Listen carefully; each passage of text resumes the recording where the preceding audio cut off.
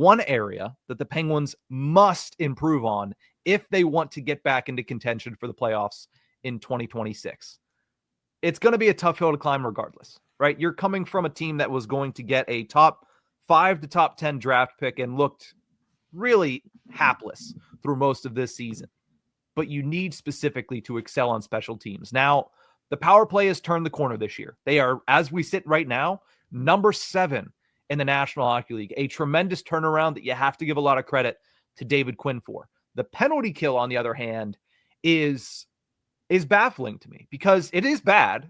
You know, we can talk about it. It is bad, but there's so much that you look at it and you say, they have the answers. They just don't know how to execute it on a consistent level, which might tell the story of the entire Pittsburgh Penguins organization over the past 3 years. Is the talent is there in a lot of instances, but they just can't do it consistently. What are your thoughts on the Penguins special teams as this year draws to a close? It felt like step forwards. At least in the power play, definitely felt like a step forward. You couldn't go further back anymore. It would have been hard. Yeah. But as for the penalty kill itself, I mean, there was we had a couple discussions over the span of the season of it's doing pretty well. It's doing this right. It's doing this right. It's improving off of last season. And as we draw to the close here, it's kind of fallen apart in every which way imaginable. And yet Noel Acciari was the unsung hero of the team. He broke the block shots by a forward record in franchise history. So we know he's still doing something right, whether that was on the power play or just a lot of 5-on-5 blocks. We know he was a key piece to whatever success it did have. And then for whatever reason, I mean, also this defense turned into a turnstile at every opportunity. It's tough. It's just tough. I mean, I don't know what mechanics need to be worked on to improve it. I don't know if it is maybe a fault of the coaching. Mike Vellucci, right? Yeah. Don't know if this is Mike Vellucci's doing exactly. We don't know what maybe systems need to change for penalty kill. I mean, also, like, what kind of systems are being implemented against them? Like, what kind of power plays are flying at them? And, I mean, the easy case to all of this is stop taking penalties, number one. But that's impossible. It just needs to find the right group, find the right system, and just deploy, I don't know, better tactics. It's tough to have penalty kill discussions because you're already at a disadvantage. It's where do you go from there? How do you stop it? How do you get such a good penalty kill? Yeah.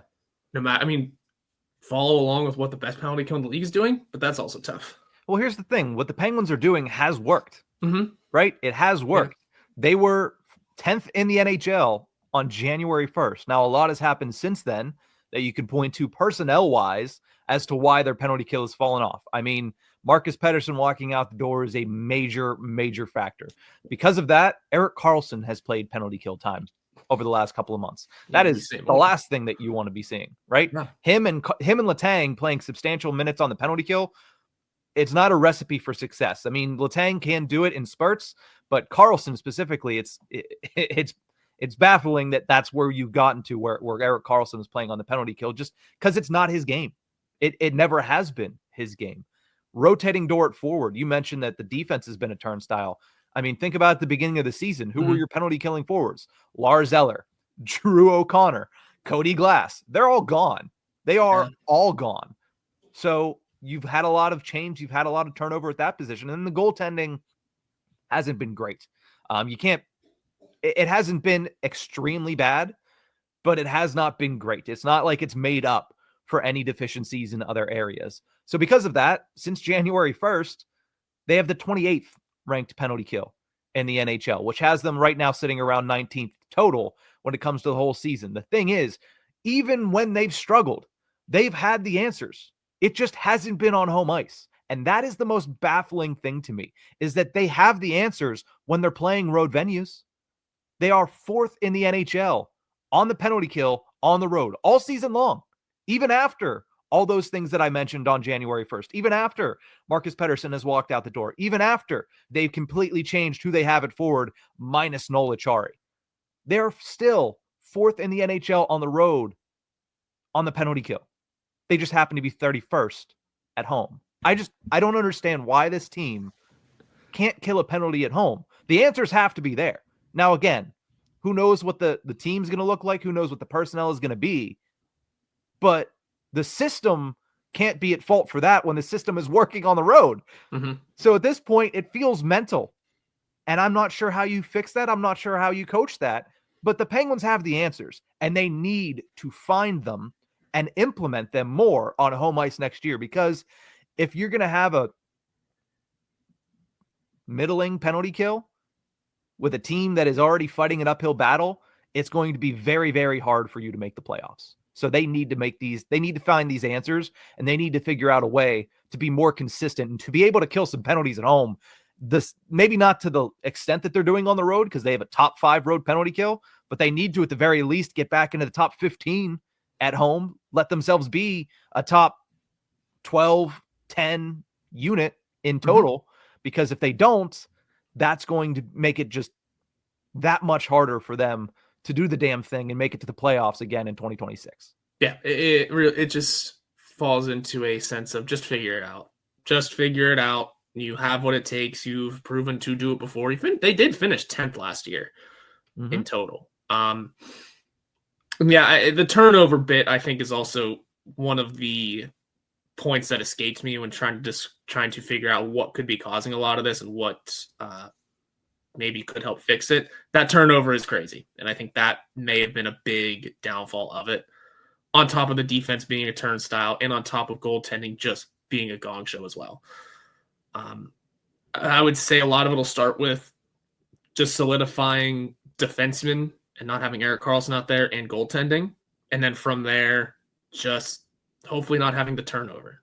Getting a group set, getting the chemistry going, knowing how it's all going to work, and hoping there are far fewer moves next year than there were this year. I mean, you look at the Penguins this season, 3 of their top 4 defensemen should not be killing penalties. Matt Grzelcyk, Erik Karlsson, and you can make the argument for Chris Letang, but overall, the season Letang's having, I would rather not have him playing substantial penalty kill minutes the way that he has. I mean, you go back, 4 seasons, and it's your top 2 defensive defensemen are Brian Dumoulin and Marcus Pettersson, both playing very high level. And that's the reason that the penalty kill was so good. Yep. And now you look at it and you're like, well, we have to utilize our third pairing defenseman as our main penalty killers. Guys like Ryan Graves, guys like Connor Timmins, guys like Ryan Shea, whenever they're in the lineup. So, nothing against those guys, but you're hoping that your top paid defensemen are also good at killing penalties. And that's just not the case with the Penguins. So I know some of this might be personnel, but I mean, despite that fact, I don't understand it. I don't. It's mind numbing to me that this team can be so good in one area on the road, but so bad at home. It's the same sheet of ice. It's different sheets of ice. It's the same size ice, similar competitors, because you're playing the same teams on the road that you play at home. I'm not sure what that home atmosphere does to them that makes them incapable of killing penalties, but we'll see if they can figure it out over this offseason.